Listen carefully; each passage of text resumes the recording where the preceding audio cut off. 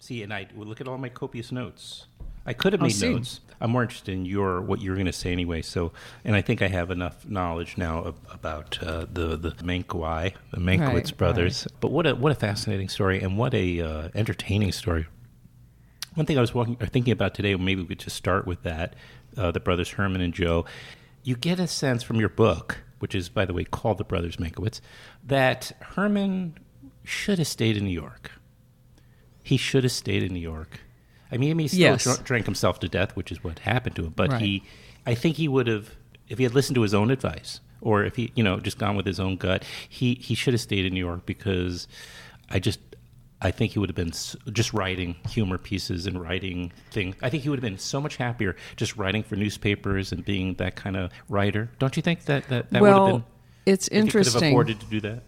Because when I went into the book, I thought Herman was the quintessential story of a screenwriter who loved his work, loved journalism, loved theater, went out there, felt like he prostituted his talents being a screenwriter, and drank himself to death.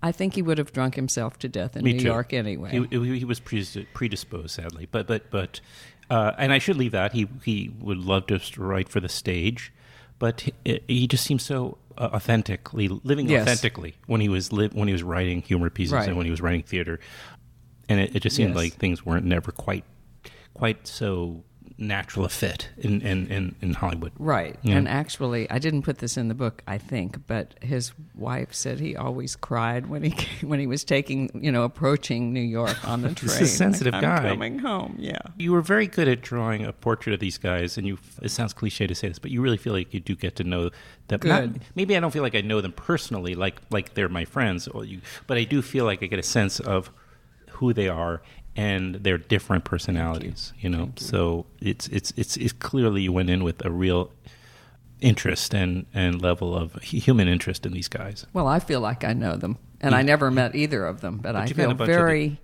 possessive of them in a way. They lived in my head for so many years. How long did it take you? That's an embarrassing question, but no. I would say almost 10 years from start to finish. Yeah, conception to publishing. Well, yes, I started working on it without a contract, and then I can't remember exactly when I got a contract. But during the course of writing it, I moved a couple of times and sold and bought houses, and so I say real estate interruptions took about 10 years. So it probably took 8 years till the time it got published. Did I luck out on the ideal real estate purchase? Yes, this is a great one. Well, what happened was my husband got transferred into New York, and so he was using the second bedroom as sort of a staging area, and that was my office. So I really wanted an apartment with an office. Yeah. You haven't seen my office, but it's a scary place with piles and piles of papers. That's the way it should be. Yeah. I'm always suspicious of a clean office, like a perfectly clean office. My last boss, when I was in the music industry, my last boss, you would go in and nothing on the table, nothing on the desk, and I just knew I couldn't trust the guy. Right. And I was right. I like to think that's true. I think some people really are disciplined and orderly and put their papers away every night. Yeah. No. Right. I not here. My not home here. can be, I like my home clean, but I like my office cluttered. It makes me feel busy. Oh, and I don't feel like I'm starting over with a blank page each day. I feel like I've made some progress. Right. As you dig through, where is that piece of paper? Where is that? Yeah. Well, I've just taken I'm 56, but in the last couple of years, I've gotten so immersed in reading Hollywood history, and that it's just in this point in my life, I've started becoming an amateur film historian myself. It's such interesting stuff, isn't it? It is. Yeah.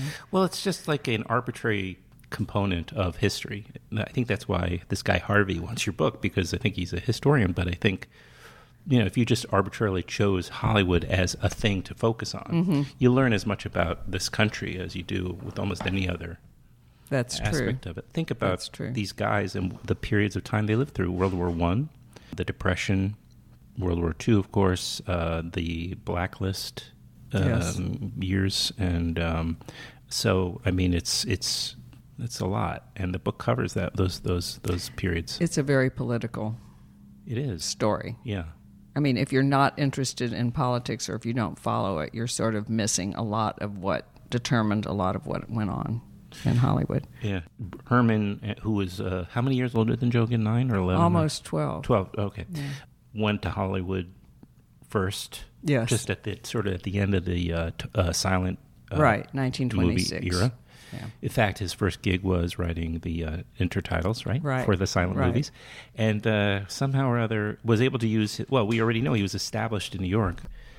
Of course, Herman would go on to Hollywood, even though he was very happy in New York. He went out to Hollywood to quickly make to make a quick buck, as you said, because he had a debt that he wanted to pay, and then his intention was to come back to New York. Of course, he would end up staying in Hollywood and writing the most famous movie to ever come out of America, right? Citizen Kane. Right. One part of the book that stands out to me was this struggle between Orson Welles and Herman Mankiewicz over the credit of writing the film. Right. Well, one thing I would say is that success has many parents, so I think it's very natural that they started struggling over it. But the deal was that Herman knew that this right. was not he was. This was who was the RKO. It was an RKO film, and that he was not to get credit for it. That he was. Well, I guess it was implied that he wouldn't get credit. The contract was for Orson Welles to be a quadruple threat. He was going to write, direct, star in, and produce a film for RKO. And he wasn't a good initial writer, but he was a good editor. So I think that... Orson or Orson Welles, okay, yeah. So when they were struggling along to even find a movie, that's where he and Herman were kind of brainstorming. And then the more they brainstormed, the more apparent it became that Herman should write the original screenplay. So yes, when he had a contract with Orson Welles, there was no particular discussion about credit. He knew the credit situation going into it, right? And the two of them had a pretty mutual admiration going on there. Did. I mean, they really obviously respected each other. Orson had already been coming out to New York and knew Herman, right? And right, they met in New York and they admired each other. And at that point, when Citizen Kane came out, started, he was 25, and Herman was, 1941, about 43. Mm-hmm. Wow. So he was actually almost twice Orson's age, although Orson was timeless, ageless. Orson was amazing. Yeah. In fact, when I wrote the book, I had pages and pages and pages about Orson Welles because he's such a fascinating person, and I kept having to dial it back. I could see, though, that you were very... It seems almost like you were gravitating towards writing this other... It's almost impossible not to. No, I know. He's just fascinating. If you weren't alive during that period, you can't understand enough, I don't think, unless you read a number of books, including the Brothers Mankiewicz. What Orson Welles, the impact he had on film, right? Internationally. How he impacted filmmaking. Yes. And did you have to do? Because historically you have not written film books. No. So I was wondering if you had to read a lot of other film books or biographies, and did you read a bunch? Did you read anything on Orson? Or I have a Orson section in my office. It's a very big section of those, many of the biographies, and then sections out of some other biographies that I copied. And that's a cottage industry too, or maybe a palace industry. There's so much about Orson Welles. Yeah. What's one that stood out for you? Just curious, because I'm always... Patrick McGilligan wrote a doorstopper, huge book called Young Orson that ends with Orson saying action for Citizen Kane. So he's 25 years old. Was it supposed to be volume 2? It's that big. So it only goes up to Citizen Kane? He just did Orson from babyhood on to the beginning of Citizen Kane. Wow. So the Wisconsin years. Yeah. Very interesting. And they're wonderful biographies. He's so captivating and fascinating. Yeah. Did you have a chance to see this documentary, The Eyes of Orson Welles? Yes. Okay. That filmmaker is coming on Mark Cousins. He's coming on the podcast. I'm trying to catch up with more of his work first, but about now, see, just like your book, I've gotten a little bit off track, just slightly. That's okay. But it all Orson is always in every. Right. There's always some point where Orson Welles makes a cameo in. Right. Well, they're also they're similar in many ways. They're self-destructive, for one thing. And when you write a biography, especially of dead people, but maybe even the living, I always want to reach back and say, don't do that. Don't do that. Just like you were saying, don't stay in Hollywood. Come back to New York. Yeah. You can't fix it. But well, Orson's poison maybe was his ego, do you think? I don't know. Or his intelligence, maybe? Yeah, because there are many sort of revisionist histories about Orson Welles and whether or not he was a failure or not, or whether he was a success and everyone else was kind of a failure and not letting him finish his movies, etc. Well, as that author that wrote that big volume on him, as you just mentioned, clearly if you just even read that, he was a success. Yes, exactly. Orson himself says it just depends where you stop reading. Did he say that? Well, I don't remember who said it. I think it might have been, somebody said the difference between a comedy and a tragedy is just that makes sense. Where you stop the story, because if you stopped Citizen Kane, well, Citizen Kane may not be the greatest example, but anyway, the two of them did. There was a bit of a flare up because after Citizen Kane came out, that Orson went out of his way to publicly take credit for writing it, and I think my hypothesis is that that's when Herman became more, upset about it. Like, he might have been okay if Orson hadn't gone out of his way to publicly take all the credit. That he may have been, because the deal with RKO was that he was just a hired hand. So you feel like... Well, what happened was Orson Welles did an interview with, I think, Luella Parsons. It might have been Hedda Hopper, but I think it was Luella Parsons. Conflate the two of them, and too. That's hard. And he said, I wrote it. And Herman went berserk. And this was before the movie was out. Mm-hmm. Yes, Herman went berserk a lot. Okay. Berserk was a frequent state of Herman, I would say. And he was furious, and he sent furious memos to the publicist, who referred to Herman as Herman J. Mankiewicz. And I learned really late in writing the book that Mankiewicz is not a made-up thing. It's a sausage of some kind that's used to feed livestock. An endnote I wanted to put in, but my book was so long, I forced myself, like Orson Welles material. No, you can't put in. When you say it was... I'm sorry to interrupt you. No, you can't. I couldn't put in the definition of Mankiewicz. But anyway, he wrote to... So we can't say... Wait, you have to also... Hold that thought for a second. Okay. Because I want to mention to people who are listening that the book is not long, it turns out. Thank you. But maybe the original incarnation. The book is under 400 pages, which for me is very slender. Oh, thank you. Yes. And it's a very fast read in the sense that it just follows so many entertaining stories. Thank you. Yes, it was dramatic. It's very dramatic. It is dramatic. I mean, a lot of things happen. But it's fun. Thank you. Mm-hmm. Thank you. So anyway, Herman wrote in fury about Orson Welles as a credit stealer, which he did have a history of doing, etc. And this was before the movie came out. Mm-hmm. So now Herman was trying to get credit, and Orson Welles and all the people around him were very alarmed at what Herman was going to do, because they didn't want bad publicity about it. So then there was a struggle about it, and they did end up giving him the right credit. We can bring in Joe at this stage. He's standing there in the lonely and left out. And yes. So some years later, Joe is now old enough and starting out his post-college career. And he's got a brother who's already got a screenwriting career in Hollywood, and Joe brings him out. Herman brings him out. Right. Herman was leading a glamorous life.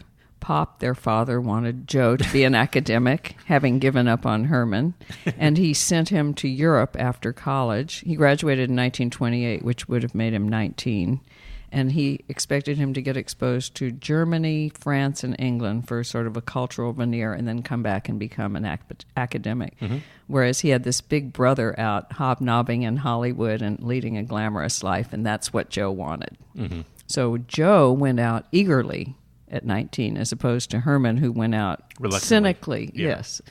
And so he had stars in his eyes from the beginning, and he was an eager beaver, and he was writing those titles again for silent movies. This is now 1929. I guess Herman went out in the teens. Herman went out in 1926. Oh, in 26? Right. So he was only there 3 years when Joe came. Oh, right, because I guess Herman spent a good portion of those years in New York, building his career in in the terms of the age difference. So that's why he just he didn't have an enormous head start in Hollywood. No, but he came out with a name. He came out important. He was valued. Herman was because he had right. And he was valued by his boss, B.P. Schulberg, and he was a big guy at Paramount. Joe came out and he was a $65 a week title writer who Herman said, come hire my little brother. But he immediately worked really hard and sincerely, unlike Herman. He's a hard worker.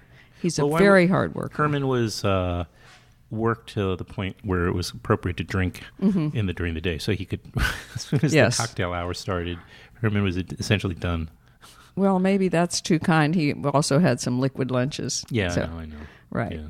But he was productive, and I wouldn't ever say he was lazy, because he was always writing plays, too, and trying to write himself back to New York. Right. Yeah, it's interesting. And he was also really the object of a lot of affection. I mean, people seem to really like him. He was endearing and fun and witty. I mean, most of the stories I had to work very hard to get beyond the Herman stories, because everyone repeats them, even his sons. I interviewed Don and Frank a lot, and they would always tell me anecdotes that ended in very clever punchlines, and that's not really what I was looking for from them. I was looking for the texture of life and what he was like and things like that. So Herman was a great wit and very admired, although he not only didn't suffer fools gladly, he could be pretty mean, too. So he was... he could be he was part of the Algonquin table. Yes, they were not known for their nurturing behavior. Right, so he was a perfect Algonquinite in that way. Yeah. Witty. Joe... I was struggling. The Algonquin Round Table. Yes, the Algonquin Round Table gang. Yeah. So Joe really worked hard, and he even said, if there was ever a memo that was sent out, we're looking for this, we're looking for that. He was an overachiever. He'd send back lots of ideas. But he quickly he worked his way up to dialogue and then screenplays. I should say that when he came in 29, there were sound movies, but they were still producing silent movies because the theaters weren't geared up for it yet. Right. Oh, yeah. There would be a transitional period, right? Yeah. And I was going to say, though, that Herman was an intellect and very, it's prescient, I think, on some level, too, when it came to what was going on in Europe in the late 20s, and anticipated the rise of Hitler and was warning people, right? And he was really nervous about what was going on there. Well, first of all, he was so horrified. He was in World War I for about 5 days. I mean, he came at the very end. So he really didn't see combat, but he was so devastated by war that he was very anti-war.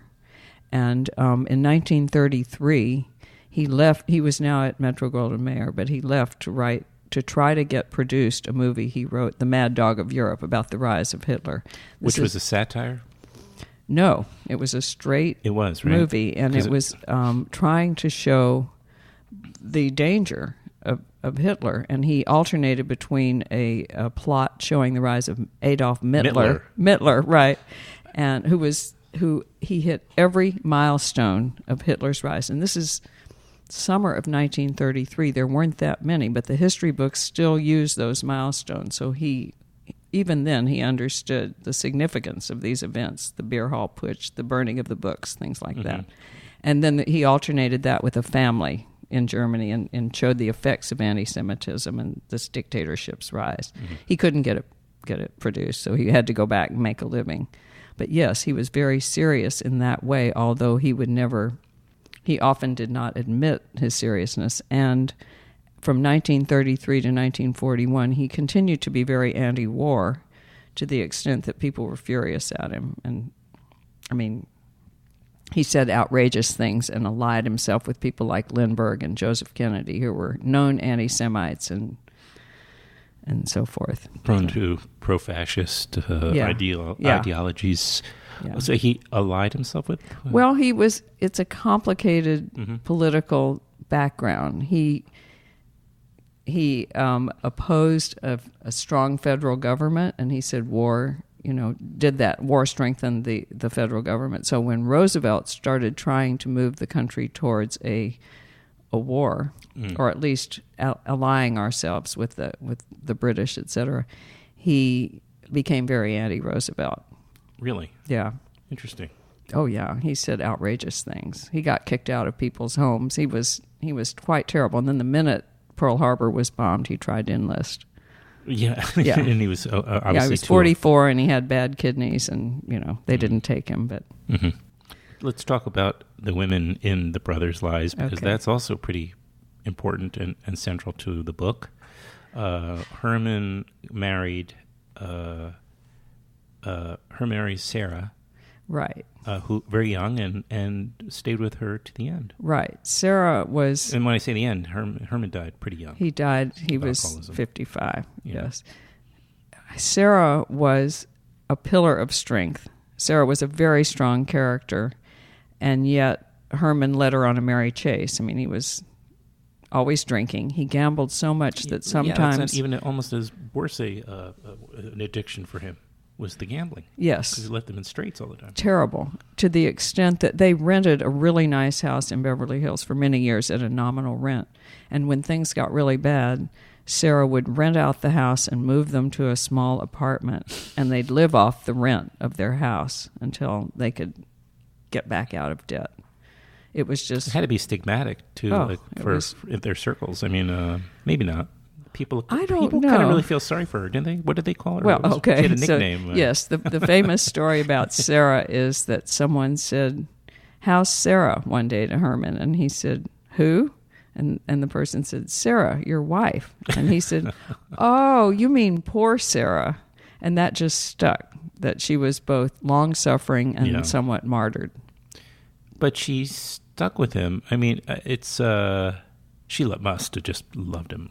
She loved him. She did leave sometimes, but then she came back. Yes. Okay. Yeah. Don told me that. He remembered his father giving him money, presumably that she was not coming back, but she did. Maybe it was her version of tough love, and she just not at the tough end, enough. No, I don't know. I mean, that you can't second guess, right? He attempted to dry out a few times, didn't he? He did dry out a few times, but I don't think the culture was far along enough, like today, where there's that was a hard part to deal with, to figure out as a writer. Yeah. Because I didn't want to be judgmental. I wanted to show it. Yeah. And I don't know what the answer would have been. Sarah even said at the end of her life, maybe I shouldn't have been so good.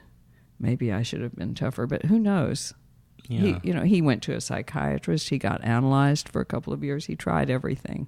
Speaking of which, it was actually Joe that had the bigger fascination with therapy and analysis. Like way before that became a trendy thing in the 70s. Right. Joe actually, when he was in college, he thought he would become a psychiatrist, but he failed physics. Right. He got an F minus. And he got A's in everything else. Right. And the professor said, "I gave you F minus to distinguish you from the other Fs."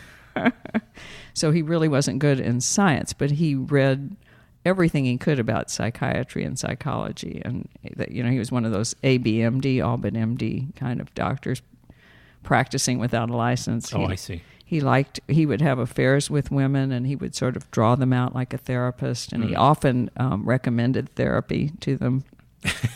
They probably needed it for their choice of this married guy, but it was also the emergence of Freud in the popular culture and Jung and so. Right. Well, he was very much a Freudian, and Freud isn't great on women. So I believe his beliefs in Freudian psychology did the most damage to his second wife, who eventually committed suicide. That would be Rosemary? Rosa, excuse me. Right. Rosemary was the next wife. Right. They sort of have a similarity in names. Yeah. But Rosa was very troubled for many years. She might have been mentally ill. Yeah, she went into a clinic in 1942 after she'd had her second child, and for all we know, it was postpartum depression. I mean, it's something that's now diagnosed as severe. But she was under treatment of basically Freudian psychiatrist for the rest of her life, which was only another 16 years. She committed suicide in her 40s. God, he was so young then, even though that was considered, 40s was probably considered third season Senescence. of life, yeah. But I don't want to get too off track, but I was thinking also as I was reading about her and so many other women in that time, of these fiercely intelligent women who their job was to stay at home and raise the family, raise the the spouse often.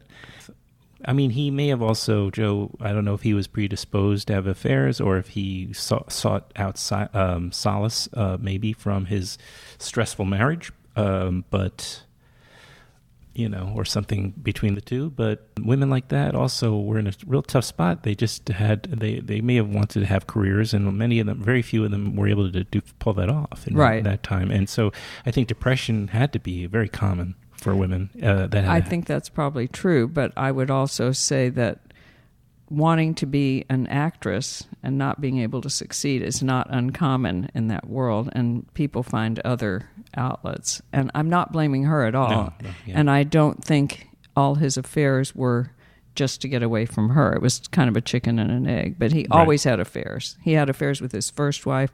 I think the third wife shut things down, but it was not a pleasant thing to be married to Joe, and he was so intelligent and so withering and cold and she was hot. I mean, their fights would be her quite angry and even violent, and him withering and mean, and it was not a nice scene. It was very hard on the sons. Right. Well, they later divulged themselves that because they spent a lot of time with her alone. That was probably the most damaging aspect of what his choices of stepping out so much was, of Joe not being at home very much, was that the boys were left alone with this woman who may have been, mentally ill. Well, she was also a good mother at times. She was a very devoted mother, and that kept her from taking some roles that she thought were beneath her too. She didn't want to be away just to be away. I see, unless it was I see. That's interesting, right? Yeah. Well, she'd also been a star in Europe. I see. So she had an idea of herself. Yeah, it's hard to... Also as the wife of an important Hollywood person, because by then Joe was first a producer, and a screenwriter, then a producer, and then a director and writer. Let's not leave out some of Joe's... had his own... we talked about Herman's enormous contribution with Citizen Kane, but let's also, Joe was part of a number of incredibly successful films in Hollywood. Possibly, what was the first? It was before All About Eve, right? A Letter to Three Wives. Was that before All About Yes, Eve? Okay. That was the year before. Okay. And it won him Academy Awards in writing and directing. Right. And then the following year, he won writing and directing awards for All About Eve, and that's a record. No one's done that back to back like years that. With both Oscars. Right. Amazing. Right. And in 1949, when A Letter to Three Wives was released, he was 40. So this was 40 and 41. And they're incredible movies. Most people, or many people, know All About Eve, but A Letter to Three Wives is quite wonderful too. And that was nominated for an Academy Award as Best Picture, which was unusual for a comedy. It was very... I was thinking about that. It's been a while since I've seen All About Eve, but I don't remember it as a comedy, but I'm maybe thinking... Oh, no, I meant A Letter to Three Wives. A Letter to Three Wives is a comedy? From that clip that we saw the other night when we were out on our date, you were doing a conversation, and I was in the audience, but we saw a long clip from... Or a clip. It wasn't actually the long one. It was very Kirk long. Douglas. I didn't put it together. I was thrilled that he ran such a long one. I hope people... It didn't seem very funny. It may have been that clip itself. Well, it's high comedy. Joe did high comedy. So Joe engaged with a lot of issues, and that was Kirk Douglas being a school teacher and going into a long rant about the low esteem school teachers had in this country, and how vapid radio was, and commercials, and all of that would fit with TV. At some point, that movie was redone, and they substituted TV. Oh, it was? Yeah, it was a made-for-TV movie. Oh, okay. That was A Letter to Three Wives, which is probably the only... I don't think I ever saw that. Well, you'll enjoy it. Yeah. I would highly recommend it. So there is a lot of comedy, and the best couple, because it's about three marriages, is Linda Darnell and Paul Douglas.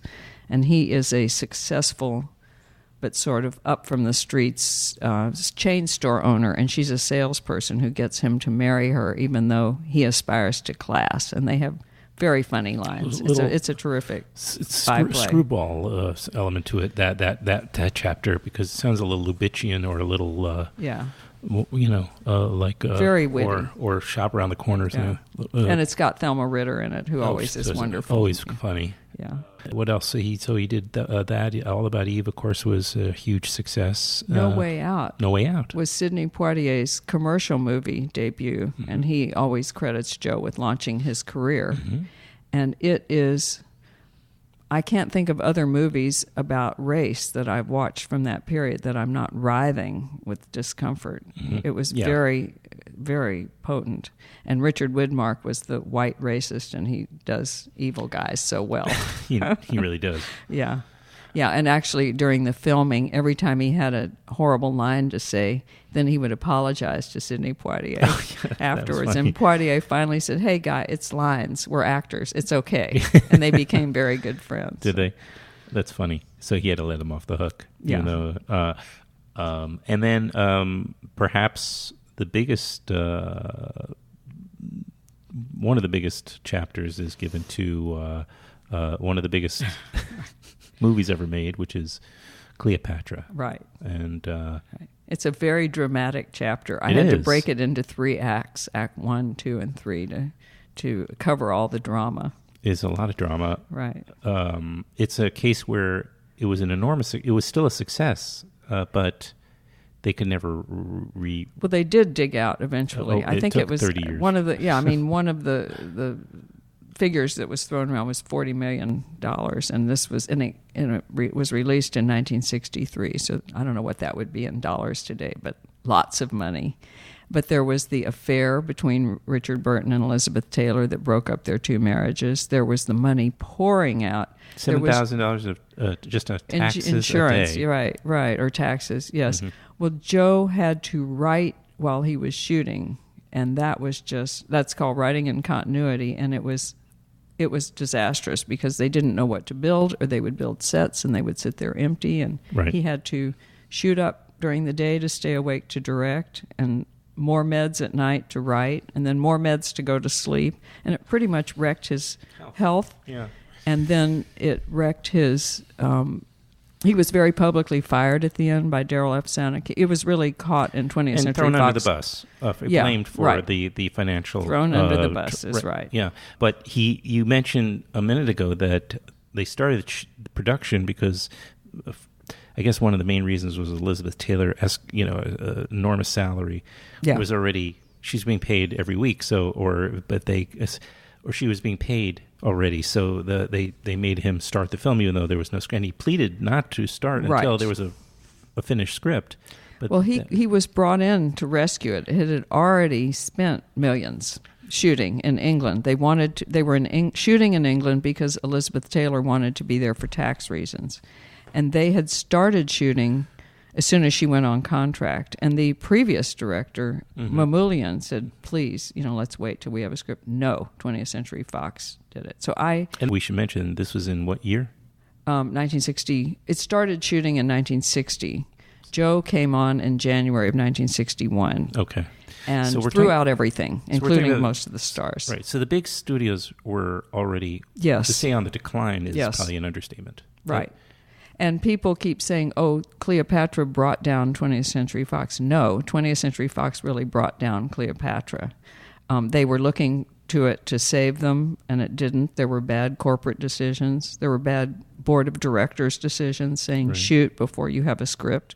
Is there any books on that film? Do you know about? Yes, lots of books. Just on that particular production? Yes. There should be, because it's... My Life with Cleopatra by Walter Wanger. The 2 young PR guys, one in Italy when Joe was there shooting, and one in New York, their correspondence back and forth. Very funny. Oh, yeah? Yeah.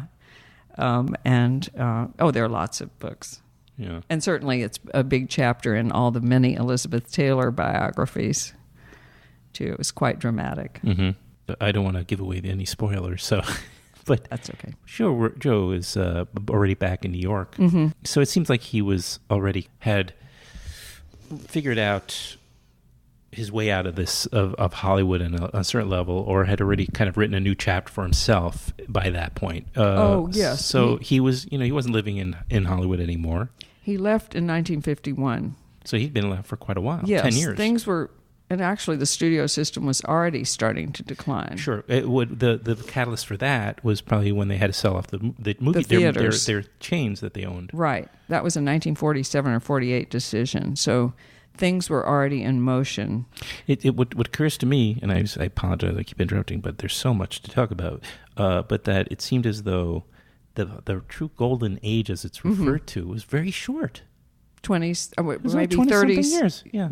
20s, 30s, when 40s. Do you think it starts? Like around the beginning of talkies, or maybe the 30s.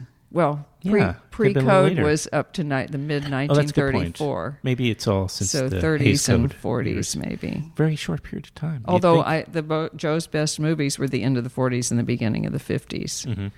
And I think by the 50s it was over. But there was a lot of great stuff that came out in the 50s. But let's face it, there's a lot of drag that came out in the 50s. Yes, I writhe watching a lot of 50s movies. Yeah, it's hard. And they seem to be more caught up with technology and color than they are with scripts, Well, when he did Julius Caesar, now by then he had left Hollywood, and that was the first movie he did on his own, and he did it for Metro-Goldwyn-Mayer in black and white.